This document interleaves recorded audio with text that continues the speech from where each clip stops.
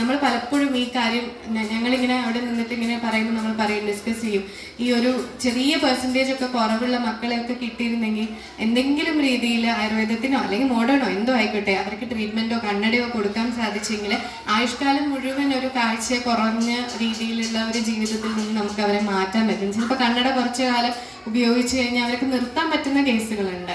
ആയുർവേദം അല്ലാതെ മോഡേൺ ചെയ്യുകയാണെങ്കിൽ അലോപ്പതി കാണിച്ചിട്ട് കണ്ണട വെക്കുകയാണെങ്കിൽ ഒരു കുറച്ച് മാസങ്ങളൊക്കെ വെച്ച് കഴിഞ്ഞ് പിന്നെ കാഴ്ച ഇമ്പ്രൂവ് ആയി കഴിഞ്ഞ് കഴിഞ്ഞാൽ നിർത്താനൊക്കെ പറയുന്ന കേസുകളുണ്ട്. പക്ഷെ അവിടെ എന്താ, ഇടയ്ക്കിടയ്ക്ക് നിങ്ങൾ കാഴ്ച പരിശോധനയ്ക്ക് വിധേയരാവണം എന്നുള്ളത് വലിയൊരു പ്രാധാന്യമുള്ള കാര്യമാണ്. കണ്ണ് ടെസ്റ്റ് ചെയ്തിട്ടുണ്ടോ നിങ്ങൾ? ചെയ്തിട്ടില്ല. ഒരാൾ ചെയ്തിട്ടുണ്ടെന്ന് പറഞ്ഞ് ചെയ്തിട്ടുണ്ട്. എത്ര വയസ്സായി എല്ലാവർക്കും? ഒരു 40-ന് മുകളിലാണോ എല്ലാവരും ഉള്ളത്? അല്ല, താഴെയാണുള്ളത്. ശരി. അപ്പോൾ ഒരു 40 കഴിഞ്ഞ് കഴിഞ്ഞാൽ എന്തായാലും നിർബന്ധമായിട്ടും കണ്ണ് എല്ലാവരും പോയി ടെസ്റ്റ് ചെയ്യും. പക്ഷെ അതിൻ്റെ ഇടയിൽ അതെന്ന് വെച്ചാൽ വെള്ളെഴുത്ത് എന്ന് പറയുന്നത് ഈ അടുത്ത കാഴ്ചയ്ക്ക് പ്രശ്നമുള്ള ഇത് സംഭവിക്കും ഒരു 40 കഴിഞ്ഞ് കഴിഞ്ഞാൽ.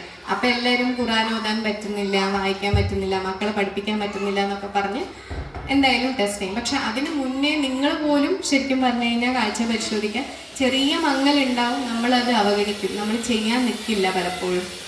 മക്കൾക്ക് പ്രശ്നം ഉണ്ടായാലും ഇത് തന്നെയാണ് പറയുന്നത്. എന്ന് വെച്ചാൽ എന്തോ കുഴപ്പമുണ്ടെന്ന് തോന്നുന്നു, അതിപ്പോൾ തിരക്കില്ല, അവനങ്ങനെ കണ്ണിന് പ്രശ്നമൊന്നുമില്ല, കണ്ണിന് വെള്ളം വരുന്നൊന്നുമില്ല, കാണാൻ ബുദ്ധിമുട്ടില്ല, പഠിക്കുന്നുണ്ട്, വായിക്കുന്നുണ്ട്, വലിയ പ്രശ്നമില്ല, അപ്പം പിന്നെ എന്താ എന്നൊക്കെ വിചാരിച്ചിട്ടാണോ എന്നും അറിയില്ല, ഉറപ്പില്ല. ആ ബാക്കി ശതമാനം വരാത്ത കുട്ടികൾക്ക് എന്തുകൊണ്ടാണ് അവർ എത്താത്തത് എന്നുള്ളത് അറിയില്ല.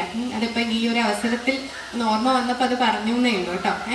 അപ്പോൾ ആഹാരമായിരുന്നു അല്ലേ നമ്മൾ പറഞ്ഞത്. അപ്പം ഈ സ്ക്രീനിങ് നടത്തിയിട്ട് നമ്മളെ അടുത്ത് വരുന്ന ചെറിയ പെർസെൻറ്റേജ് മക്കളുണ്ടല്ലോ, അപ്പോൾ അവരുടെ അടുത്താണ് നമ്മൾ കാര്യങ്ങളൊക്കെ ചോദിക്കുക. എന്താണ് ആഹാരം കഴിക്കുന്നത്, എത്ര മണിക്ക് എഴുന്നേൽക്കുന്നത്,